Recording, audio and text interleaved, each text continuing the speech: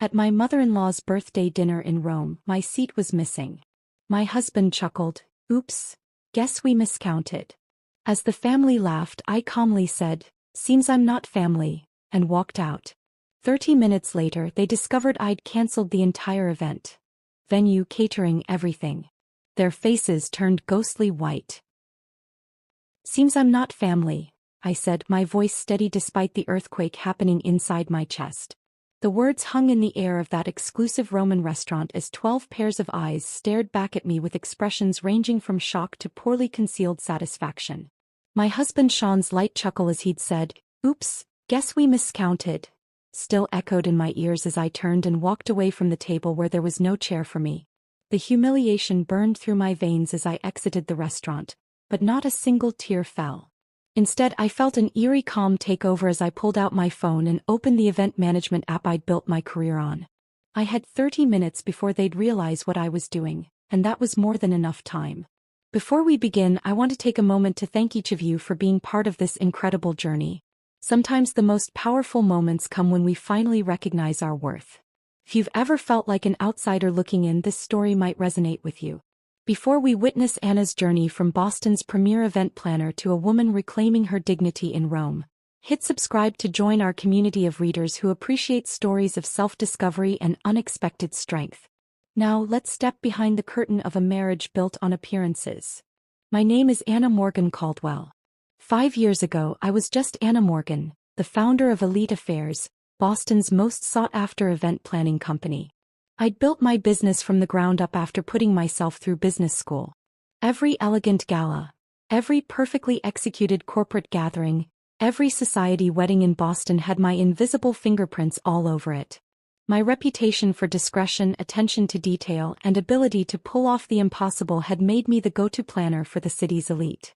That's how I met Sean Caldwell at the charity gala I organized for the Boston Children's Hospital.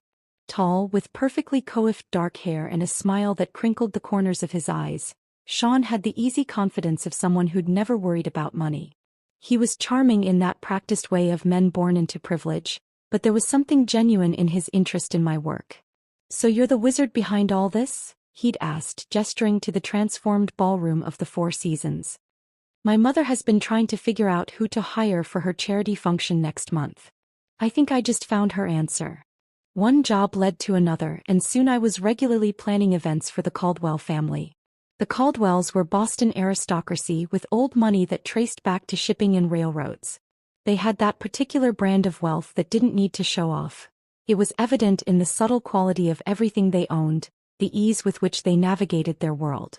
Our romance began 6 months after I started working for his family. Sean pursued me with the same determination he brought to his work at the family's investment firm. There were warning signs, of course. The way his mother, Eleanor, looked at me with barely concealed disapproval when Sean first introduced me as more than his event planner. The casual comments about my humble beginnings. The surprise in people's voices when they discovered I was dating a Caldwell. "You've done well for yourself," Eleanor had said during our first dinner together as a couple, her smile not reaching her eyes. "Self-made success is so American." I ignored these signs because I was falling in love with Sean. He seemed different from his family, more open-minded, less concerned with lineage and status. When he proposed 11 months after our first date, I said yes despite the nagging feeling that I was entering a world that would never truly accept me. The wedding was, naturally, the social event of the season. I planned much of it myself, unable to trust another planner with my own wedding. Eleanor had opinions about everything. The venue wasn't traditional enough, the menu too adventurous, the guest list missing key society names. I compromised where I could, held firm where it mattered to me. Sean played peacemaker, but I noticed he rarely contradicted his mother directly. After the wedding, the undermining became more systematic. Despite using my company for their events, the Caldwells constantly questioned my decisions, changed plans last minute, and took credit for my ideas. At family gatherings, my opinions were solicited then dismissed. My background in event planning was treated as a charming hobby rather than a successful business. "Anna has such a good eye for these things," Eleanor would say to her friends, patting my hand condescendingly. "It's almost like having a personal party planner in the family." Sean never defended me. He'd shrug and tell me later that's just how his mother was, that I shouldn't take it personally. But it was personal, and it got worse as the years passed. The opportunity to plan Eleanor's 70th birthday in Rome should have been my crowning achievement. A week-long celebration in the Eternal City, culminating in a dinner at a Michelin-starred restaurant overlooking the Colosseum. I threw myself into creating the perfect event, leveraging every contact I had in the industry. It was during this planning that I discovered the first cracks in the Caldwell facade. The deposits for venues were delayed. Vendors called asking about payments. When I mentioned it to Sean, he brushed it off, saying the family accountant was just being cautious with international transfers. But I saw the statements accidentally left open on his laptop. Investments gone bad, properties mortgaged to the hilt, lines of credit maxed out. The Caldwell fortune was dwindling fast. Still, I kept planning, using my own company's credit line to secure deposits when needed. I told myself it was temporary, that Sean would explain everything once the birthday celebration was behind us. Then came the morning of our flight to Rome. Sean was in the shower when his phone pinged with a message. I never checked his phone, I'd always respected his privacy. But something made me look that morning. The message preview from V was clear on his screen. "Can't wait to see you in Rome. Have you told her yet?" My fingers moved without conscious thought, opening the message thread with Vanessa Hughes, Sean's college girlfriend. The woman his parents had always adored. The woman they had expected him to marry before he met me. The messages went back months. Plans made. A future discussed. And yes, a baby, their baby, due in 4 months. I took screenshots, forwarded them to myself, then deleted the evidence from his phone. I packed my bags, plastered on a smile, and boarded the flight to Rome with my husband and his family. Now, standing outside that restaurant in Rome, I made my choice. I wouldn't confront Sean before the dinner.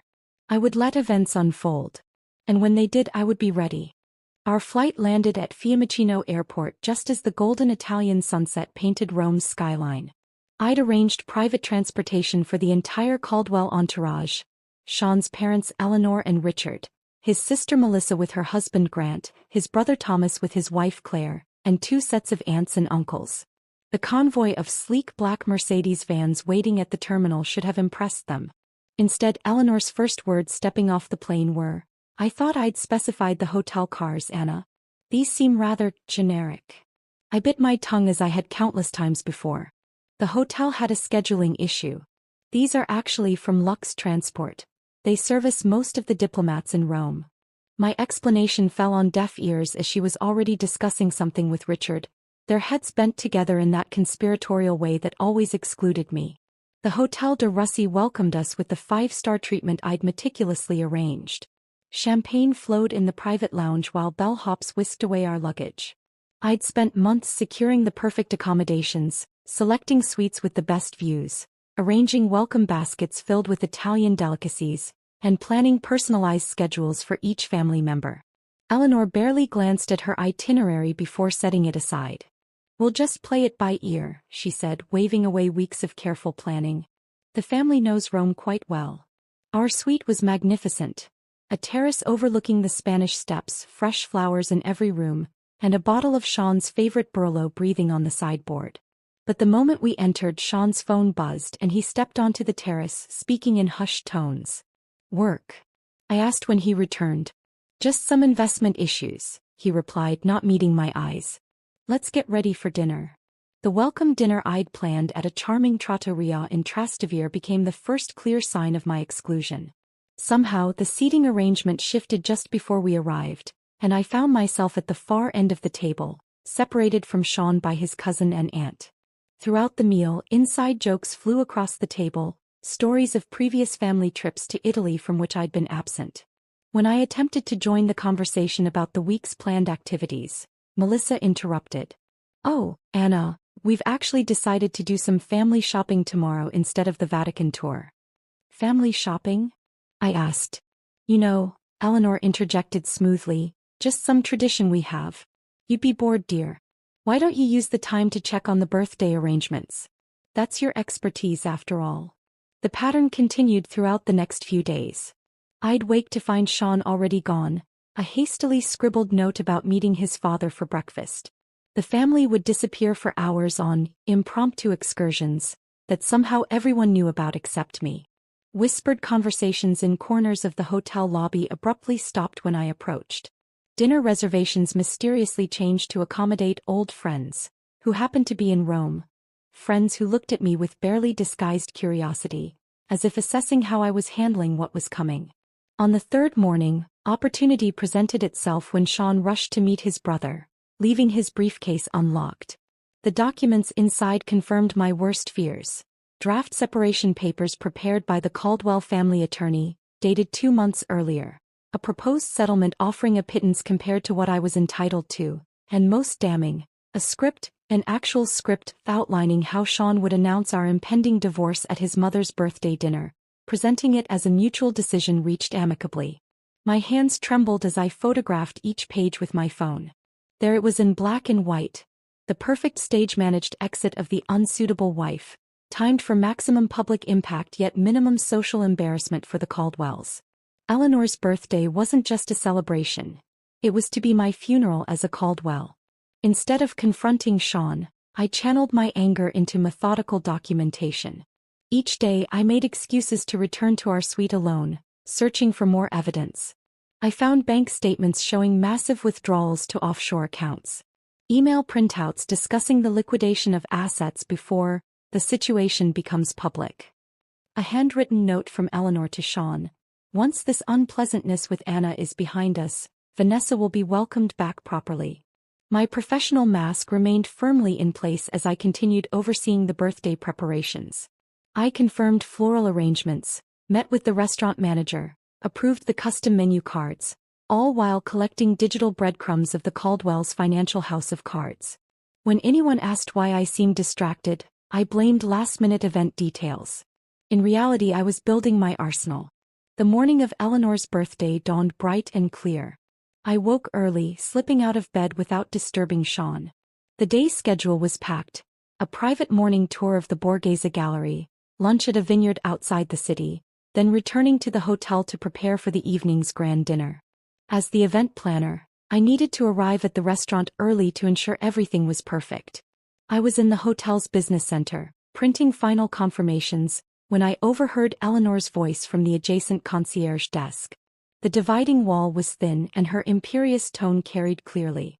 "There will be 12 seats, not 13, she instructed someone over the phone. "I don't care what the original reservation says. The seating chart I sent is final." Pause. "Then, no, that won't be a problem. The arrangement has been discussed with my son. His wife will not be staying for the dinner. A family matter, you understand. No need for questions when she leaves." My blood turned to ice as the pieces clicked into place.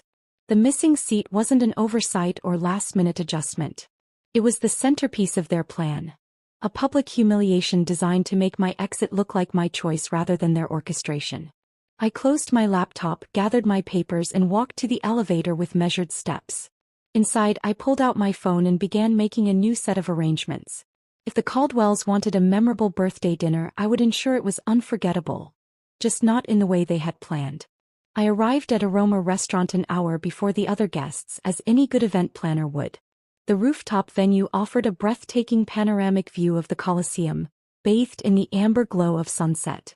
I personally inspected every detail, from the hand-calligraphed place cards to the arrangement of Eleanor's favorite white peonies and roses. The champagne was chilling, the 7-course tasting menu confirmed, and the 3-tiered birthday cake was a masterpiece of Italian craftsmanship. "Is everything to your satisfaction, Signora Caldwell?" asked Marco, the maitre d'. "Perfect," I replied, knowing it would be the last event I would plan for the Caldwells. Despite everything, my professional pride demanded nothing less than excellence. I returned to the hotel to change into the midnight blue Valentino gown I'd purchased specifically for tonight. As I applied my makeup with steady hands, I studied my reflection. 5 years of trying to fit into a world that was determined to reject me had taken its toll, but not in the way the Caldwells might have hoped. Instead of breaking me, they had hardened my resolve. The Caldwell family had arranged to meet in the hotel lobby before departing together for the restaurant. I arrived precisely on time to find them all waiting, Eleanor resplendent in vintage Chanel, her diamond necklace catching the light. Sean's eyes widened slightly when he saw me, perhaps remembering what had attracted him to me in the first place. or perhaps calculating how soon he could be free of me. "Anna, darling, you look lovely," Eleanor said, air-kissing near my cheeks. "We're just waiting for the cars." The drive to the restaurant was short, filled with artificial chatter about the day's activities from which I'd been excluded. As we ascended in the elevator to the rooftop, Sean placed his hand at the small of my back, a gesture that once felt intimate but now seemed performative for the benefit of the elevator attendant. The doors opened to reveal the stunning terrace I had designed, transformed into an elegant dining space under the stars. The Colosseum stood illuminated against the night sky, a testament to both grandeur and the inevitable fall of empires. How fitting. Eleanor entered first, greeted with enthusiastic applause from waiting family members. One by one, everyone moved toward the large round table I had specified, a table that should have seated 13. I followed behind Sean, who moved purposefully toward his assigned seat next to his mother. I approached the spot where my place card should have been, only to find nothing. No chair, no place setting, no acknowledgement that I existed. For a moment I stood frozen, the perfect tableau of confusion. Around me, conversations continued as everyone settled into their seats, studiously avoiding my gaze. The wait staff, who had confirmed the seating with me just hours earlier, looked uncomfortable but remained silent. "Is something wrong?" Eleanor asked innocently, her voice carrying just enough to draw everyone's attention. "There seems to be a mistake," I said, my voice calmer than I felt. "My place setting is missing." The meticulously choreographed scene unfolded exactly as they had planned. Furrowed brows. Exchanged glances. Sean half rising from his chair, a performance of concern that never reached his eyes. "That's odd," Melissa said, examining the table. "Did someone count wrong?" Richard cleared his throat. Perhaps there was a miscommunication with the restaurant staff. Then came Sean's line, delivered with a practiced casualness that made my skin crawl. He actually chuckled, and said, "Oops, guess we miscounted." The family laughed, not uproariously, that would be too obvious, but with the gentle amusement of people sharing an inside joke. In that moment I saw it all with perfect clarity. The calculated humiliation, the public setting chosen to prevent a scene, the groundwork for stories they would tell later about poor Anna, who couldn't handle the pressure of Caldwell family life. My gaze moved slowly around the table, taking in each face. Eleanor, triumphant behind her birthday smile.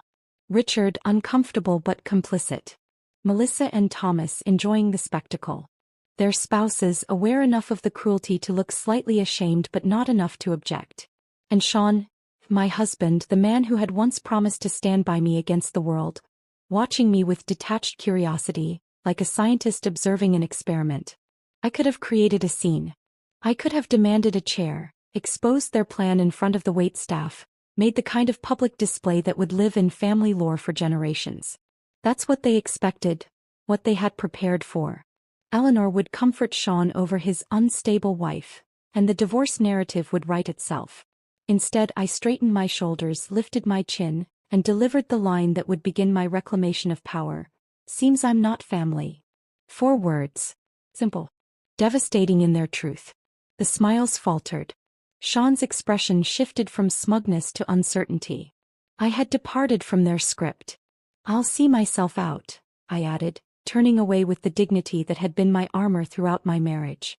"Anna, don't be dramatic," Sean called after me, another line from their playbook. "We can fix this." I didn't respond. I walked through the restaurant, nodding politely to the staff who had witnessed my humiliation. In the elevator I finally allowed myself a deep breath, then another. By the time I reached the street my hands had stopped shaking. A small cafe across from the restaurant offered the perfect vantage point. I ordered an espresso and pulled out my phone. This was the moment I'd prepared for. The 30 minutes of freedom while the Caldwells congratulated themselves on their successful ejection of the unsuitable wife. First, I sent a prepared email to Marco, the restaurant manager, with instructions that had been agreed upon as a surprise contingency, a common practice in high-level event planning. Attached was proof of my authority as the account holder and event coordinator, along with confirmation of immediate payment reversal. Next came the calls, to the vineyard scheduled for tomorrow's lunch, the private Vatican guide for the following day, the yacht captain for the Amalfi Coast excursion, the villa in Tuscany for the final weekend. One by one, I canceled everything, transferring the deposits I'd made with my own company's credit line back to my business account. With each cancellation, I felt lighter. The emails from Sean began arriving. First annoyed, then confused, then increasingly desperate as my tactics became clear. I ignored them all. 28 minutes after I had walked out of the restaurant, I finished my espresso and paid the bill. It was time for the final act. I stood, smoothed my Valentino gown, and walked back across the street to witness the moment when Eleanor Caldwell's perfect birthday celebration crumbled around her. I entered Aroma Restaurant through the service entrance, a route I had familiarized myself with during my earlier inspection. Marco, the restaurant manager, met me with a concerned expression. "Signora Caldwell, are you certain about this? It is most unusual." "I'm absolutely certain, Marco. And I appreciate your discretion." I handed him a sealed envelope. "This contains proof of the payment reversals and the cancellation of my company's guarantee for tonight's expenses. As we discussed, the Caldwells will need to provide a new method of payment to continue their dinner." Marco nodded solemnly. In the events world, relationships were everything. I had worked with Marco on 3 previous occasions for other Boston clients visiting Rome. He owed me favors, and while he might find my request peculiar, professional courtesy dictated he comply. "When should I inform them?" he asked. "I'll text you in exactly 5 minutes. I'd like to observe from somewhere discreet." He guided me to a small alcove near the kitchen entrance with a perfect view of the Caldwell table. They were in the middle of toasting Eleanor, champagne flutes raised high, faces glowing with self-satisfaction. The first course had just been served, the imported Ostra caviar that Eleanor had specifically requested. It had been almost too easy to dismantle Eleanor's birthday week. Most high-end vendors in the hospitality industry operate in a network of mutual trust and references. As the event planner who had made all the arrangements and whose company credit line secured the deposits, I had the authority to make changes. The digital trail of emails, contracts, and payment authorizations all bore my name and signature, not Eleanor's or Sean's. My phone vibrated. A new message from Sean. "Anna, where are you? Stop being childish and come back." Then another, "Mother is upset. You're embarrassing yourself." I didn't respond. Instead, I texted Carmen at the Villa Borghese where the family was scheduled to stay for the Tuscany leg of the trip. Carmen confirmed the cancellation and wished me well, adding that my substantial tip to her staff would be refunded separately to my business account. My phone vibrated again with messages from Sean, now arriving in rapid succession. "The hotel just called. They said our reservation for tomorrow night is cancelled. What are you doing? Anna, this is ridiculous. Call me immediately. This is not funny. Fix this now." I texted Marco, "You may proceed." From my hidden vantage point, I watched as Marco approached the table with 2 other staff members. He leaned down to speak quietly to Richard, who was seated at the head of the table opposite Eleanor. The family continued eating, initially paying little attention to the interruption. Richard's expression changed first, from polite interest to confusion, then alarm. He pulled out his wallet, speaking more animatedly to Marco. The manager shook his head apologetically, showing Richard something on a tablet. By now, the entire table had noticed the disruption. Eleanor set down her fork, her regal posture betraying the first hints of tension. Sean was staring at his phone, presumably reading my latest text explaining exactly what I had done. "All deposits have been returned to my company account. All arrangements for the week cancelled. Your family's financial issues are about to become very public. Enjoy your caviar." The scene unfolded like a perfectly choreographed ballet of chaos. Richard stood, his face flushed with anger or embarrassment, perhaps both. Eleanor's hand flew to her diamond necklace, clutching it as if for support. Melissa was frantically whispering to her husband. Thomas pulled out his phone, presumably trying to verify what was happening. And Sean sat frozen, his face drained of color. Unlike the others, he understood the full implications. He knew what I had discovered about their finances. He knew what would happen if his mother's society friends learned that the Caldwells could no longer cover a dinner bill, let alone maintain their lavish lifestyle. My phone rang, Sean calling now, not texting. I declined the call and watched as he stood abruptly from the table, nearly knocking over his chair as he stepped away to try again. This time I answered. Anna, he hissed, his voice a mixture of fury and panic. What the hell do you think you're doing? Seems I'm not family, I repeated calmly. So I'm not responsible for family celebrations. You need to fix this right now. Do you have any idea how humiliating this is for my mother? For all of us. I have exactly the idea, Sean. That was the point. Where are you? His voice changed, desperation creeping in. We need to talk. I can explain about Vanessa, about everything. I'm sure you can. The problem is I've seen the financial statements, Sean. I've seen the emails. I know the Caldwell empire is crumbling, and I know you've been hiding assets offshore before filing for divorce. His sharp intake of breath confirmed what I already knew. He never expected me to discover these things. He had underestimated me just as his family had from the beginning. Those were private. Yes, they were. Just like the text messages from Vanessa about the baby. Just like the script for announcing our divorce at your mother's birthday dinner. Just like the seating arrangement deliberately excluding me. Silence on the line. In the restaurant, I could see the manager now speaking to the entire table. Several other diners were watching with undisguised interest. The Caldwell's humiliation was becoming a public spectacle. Exactly what they had planned for me. Anna, please. Sean's voice had lost all its aristocratic confidence. You don't understand what this will do to us. I understand perfectly. That's why I did it. We can work this out. Come back to the hotel. I'll meet you there in 20 minutes. No, Sean. I don't think we can work this out. I ended the call and stepped out from my hiding place. It was time for my final appearance as a Caldwell. As I approached the table, 12 pairs of eyes turned to me. Some angry, some fearful, all disbelieving. Eleanor spoke first, her voice shaking with fury. How dare you ruin my birthday? I smiled, feeling a strange sense of calm. I learned from the best, Eleanor. After all, isn't this exactly what you planned for me? A public humiliation? An orchestrated exit? The only difference is I changed the ending. Richard stood. This is outrageous. You had no right. I had every right, I interrupted. Every contract, every reservation, every arrangement was in my name or my company's name. I simply adjusted the plans. You'll regret this, Melissa spat. When Sean divorces you, you'll get nothing. That's where you're wrong, I replied, looking directly at Sean. I have copies of everything, the offshore accounts, the hidden assets, the fraudulent business dealings.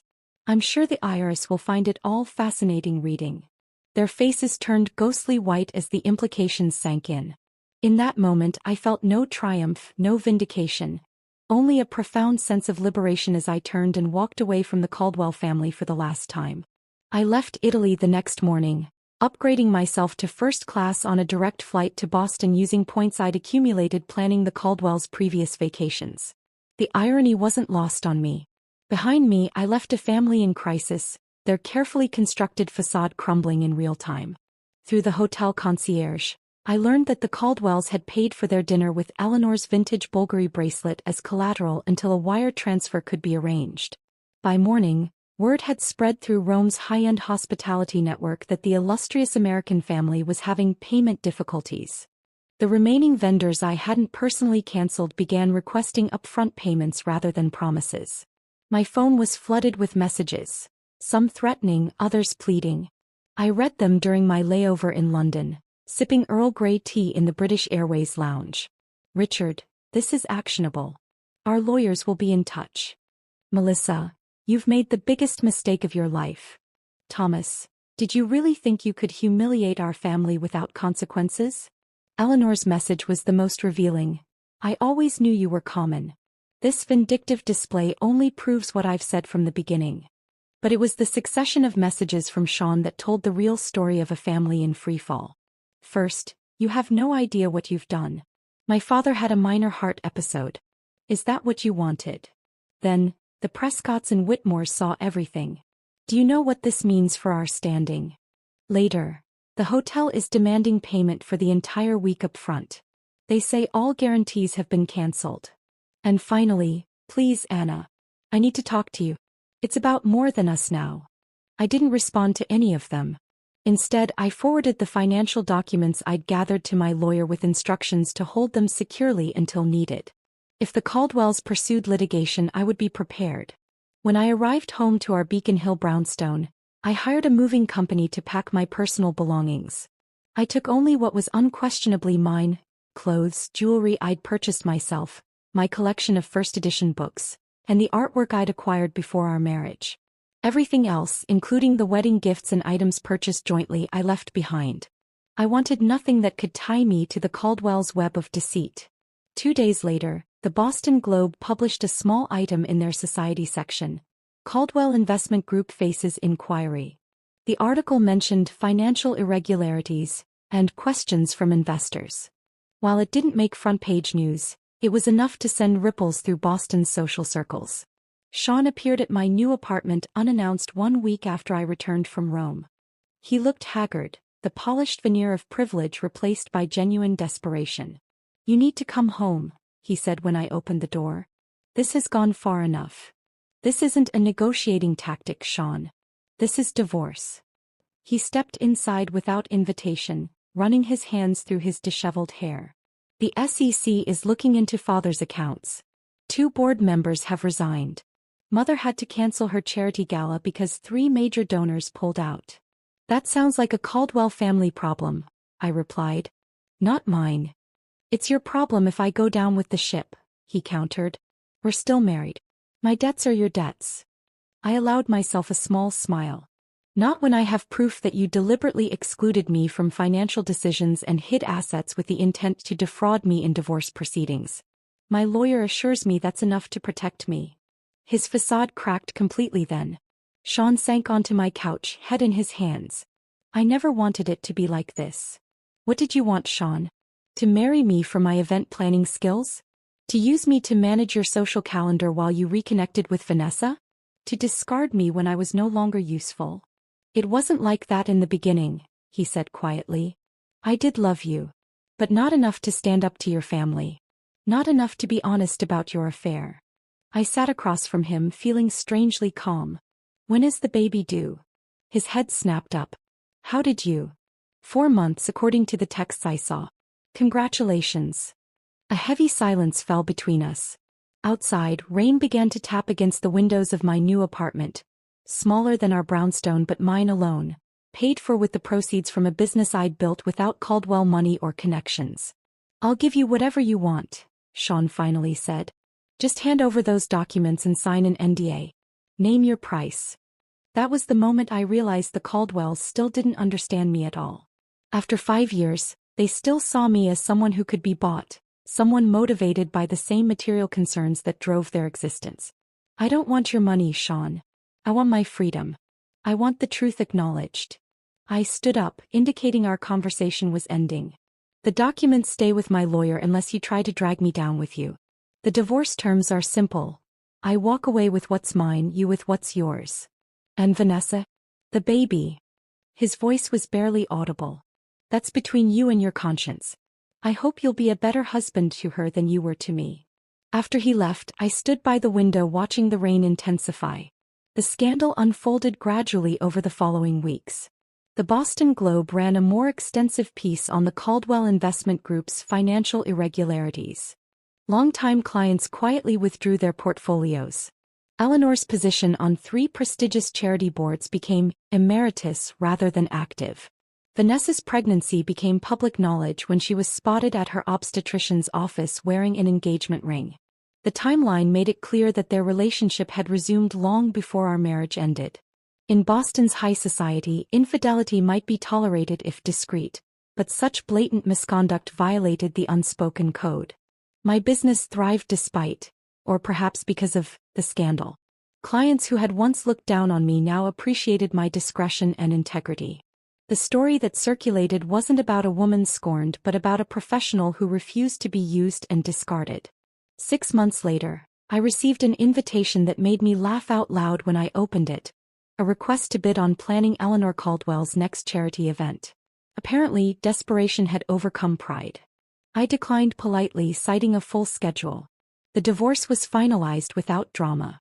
The Caldwells, focused on salvaging their reputation and finances, agreed to my terms without argument.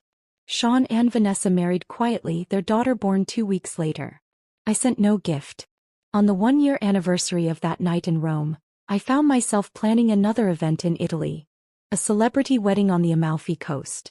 As I stood on a terrace overlooking the Mediterranean, phone in hand and vendors at my command, I realized something unexpected. I was happy. Not despite the collapse of my marriage but because of it. The Caldwells had tried to make me feel small, to reduce me to an accessory in their grand narrative. Instead, they had inadvertently freed me to reclaim my story. In losing what I thought I wanted, I had found what I actually needed. Not acceptance from a family determined to reject me, but the courage to reject a life built on appearances. I raised my glass to the setting sun, toasting the missing chair that had shown me exactly where I belonged.